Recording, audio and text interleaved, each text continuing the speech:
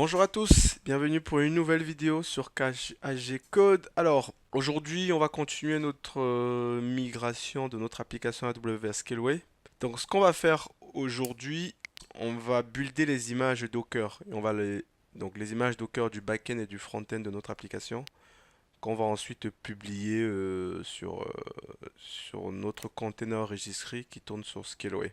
Si vous tombez pour la première fois sur cette vidéo, sachez que je me suis lancé dans un challenge technique de sortir une de mes applications qui tourne chez AWS pour la migrer vers Scaleway. Pourquoi je me suis lancé dans ce challenge-là? C'était de pouvoir, en fait, on parle beaucoup des problématiques du Cloud Act, de la dépendance que peuvent avoir les entreprises françaises, européennes, vis-à-vis des hyperscalers américains, notamment AWS, Azure, GCP. Mais on parle rarement, en fait, de comment on sort de là, de techniquement ce que ça coûte. Et aussi, on ne parle jamais de se dire est-ce qu'aujourd'hui, les cloud providers européens ou français sont au niveau.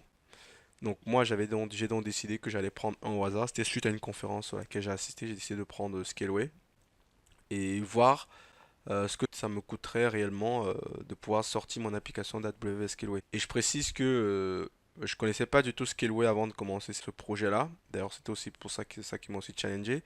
Donc, l'idée c'est de se dire qu'est-ce que ça coûte réellement à un ops expérimenté de sortir une application web qui est en fait sur AWS avec pas mal de services. Qu'est-ce que ça coûte réellement en termes de temps et aussi voir ce que vaut aujourd'hui concrètement Scaleway. Voilà. Donc, on a déjà vu la partie socle, c'est-à-dire la partie socle, on avait construit toute la stack réseau, donc le VPC, les subnets. Ensuite, ce qu'on avait fait, une fois que le socle était construit, on a créé notre cluster Kubernetes qu'on a mis dans ce subnet privé. On a pu tester la connexion à notre cluster. On a pu faire quelques tests rapides, pouvoir déployer quelques applications, voir si elles étaient accessibles via des ports forwarding. Donc ça a été validé. Une fois que ça avait été fait, on avait attaqué dans la partie création de la base de données. Pour ça, on a utilisé le service managé de Scaleway qui s'appelle RDB. Et on a sorti notre base de données MySQL qu'on a mis là-dedans, voilà. Et une fois que ça aussi c'était bon, on a créé notre container registry. On a vu ce qu'on pouvait push et pull des images, donc toute la partie autant c'était ok. Donc ce qu'on va donc faire donc aujourd'hui, on va commencer un peu la partie applicative. Donc on va vraiment se connecter sur l'application que je compte sortir. Donc on va dire que le socle est presque ok. Maintenant on va attaquer dans la partie applicative. Donc ce que je vais faire, ça va être principalement du Docker. Donc, ce que je vais faire, je vais builder, je vais aller dans le code source de mon application, je vais builder les images Docker que je vais ensuite push dans mon ECR. Donc, ça va être l'objectif aujourd'hui. Donc, on lance le générique et on se retrouve tout de suite pour pouvoir tester tout ça.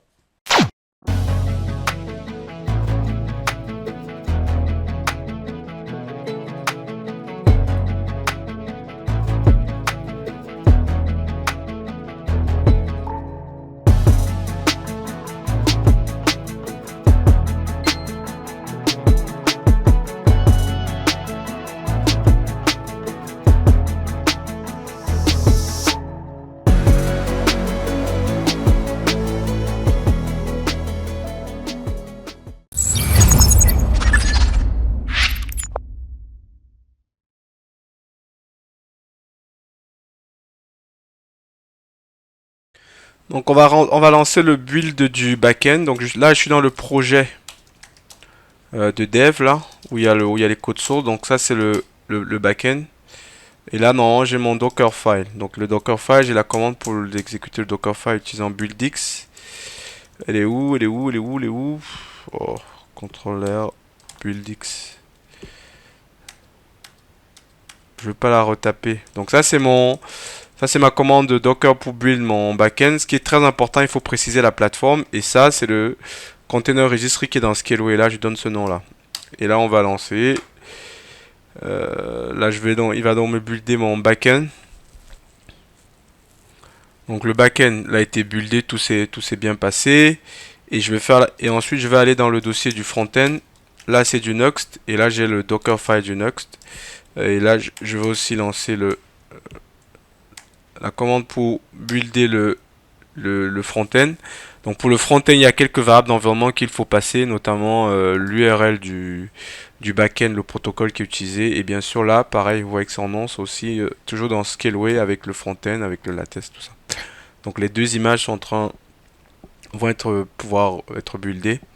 Et normalement, si je viens sur ma console Scaleway, donc container registry, donc là il est là mon container registry, et on voit qu'il y a le backend qui a été buildé une minute et il y a le front-end qui est aussi fini. Donc les deux images viennent d'être buildées. Donc on est pas mal, on va pouvoir vérifier donc que ça s'exécute correctement, qu'on arrive bien à pull les images.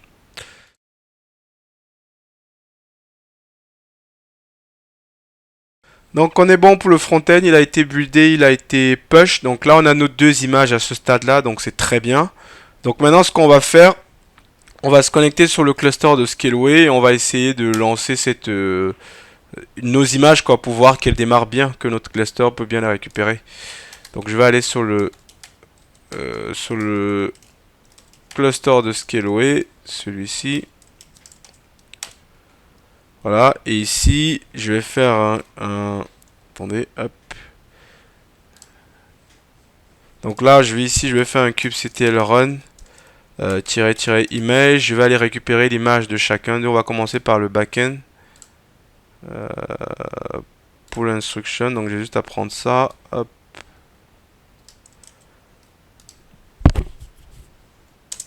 Et là, on va le mettre sur le port, on va dire qu'il démarre sur le port 8000. Et je l'appelle capro backend test. Attendez, UBNS. Je vais mettre sur le namespace default parce qu'après je vais supprimer. Donc là, je vais refaire cette commande là que je voulais faire. On va pas retaper tout. On va reprendre ça. Hop. Donc là, si je lance ça et là, je fais un kgetpod. Donc là, on voit que l'image se démarre bien. Donc on va faire le watcher pour s'assurer que c'est OK. Donc c'est bien running. Maintenant, depuis l'extérieur, on va donc faire un port forward. Donc je vais faire un kubectl kf, donc kubectl port forward. Et on va faire le port forward sur le capro backend. Et on va exposer, on va dire que le port 8000 de ma machine va sur le port 8000 du pod. Et quand je lance ça, si je fais un attendez, hop, pas. Donc je vais aller sur le localhost. Je prends le port 8000. Là, normalement, j'ai accès au backend. Et là, je l'ai check. Donc j'ai bien mon backend qui répond. Il me dit qu'il est bien running. Donc ça marche bien. La preuve en est, si je coupe ça, vous prouvez que ça vient du cluster. Si je refresh ici, je n'aurai plus rien. Vous voyez, donc là, parce que j'ai les données. Donc mon backend, il marche bien. Donc on va faire exactement la même chose pour le front-end. Donc là, on va CTRL run. Donc je prends exactement la même commande pour le back-end que pour le front-end. Pourquoi je fais ça? Donc là, on va mettre front-end. Et là, on va mettre aussi front-end. Sauf que le front-end, lui, on va le mettre sur du port 8000. Allez, sur le port 3000. Pas grave. J'aurais pu laisser 3000. Là, si je fais un getPod, là, j'ai le front-end qui va aussi arriver. Donc ça, c'est parfait. Et je fais aussi un port forward. Ok. Sauf que ici, maintenant, c'est front-end. Et là, on va dire que mon port 3000 va sur le 3000. Donc à ce stade-ci, je devrais normalement voir, lorsque je vais faire localhost 3000, je devrais pouvoir voir la page de login. Voilà, donc là j'ai la page de login. Elle ne marchera pas parce qu'il n'y a pas toute la config pour le corse. Mais là on est pas mal en fait. Donc notre backend et notre frontend ils tournent bien sur notre cluster, ils sont accessibles et tout. Donc là on est pas mal. Donc je pense que pour le build des images et tout, on est plutôt pas mal, on est top là. Donc on peut dire que cette étape-ci elle est bonne, l'étape 7 c'est bon. Donc on a le build, le backend, le front-end, on a push dans le registry, donc ça c'est pas mal. Donc on verra pour la prochaine fois comment on va faire le DNS public pour pouvoir accéder à nos applications avec des vrais noms quoi. Avec des vrais noms de domaine. On va voir comment on se crée un DNS sur Scaleway. Donc c'est tout, c'est pas mal. Voilà, c'est terminé pour cette partie-là. qui était assez intéressante. Donc on a vraiment tout ce qu'il nous faut aujourd'hui là. On a buildé notre image, on a révisé un peu Docker, donc on a buildé notre image, on l'a envoyé dans l'ECR de Scaleway, on l'a récupéré depuis le cluster. Et là c'est pas des images de test, c'est vraiment nos images, les vraies images de l'application en production. C'est plutôt très bien à ce stade-là. Je pense qu'on a fait à peu près, je dirais, allez, 70% du taf, ou 60, voilà, mais il y aura plus de grosses difficultés. Donc ce qu'on fera la prochaine fois, on va voir ce que ça donne Scaleway, la partie de domaine public. Donc on va créer un domaine public. Je pense que ça va plus se faire sur la console. Et ensuite, une fois qu'on aura créé nos domaines publics, on va mettre nos back-end et nos front-end sur ces domaines-là. Et ensuite, on pourra faire la partie tuyauterie avec la configuration YAML. Voilà. Et aussi un sujet que j'ai pas encore exploré, c'est toute la partie stockage, montage des volumes à l'intérieur du cluster cube. Sur cette application, au final, j'en ai pas besoin puisque tout est stocké sur en external, donc sur des buckets S3, toute la donnée est stockée dans un bucket S3 et un NAS.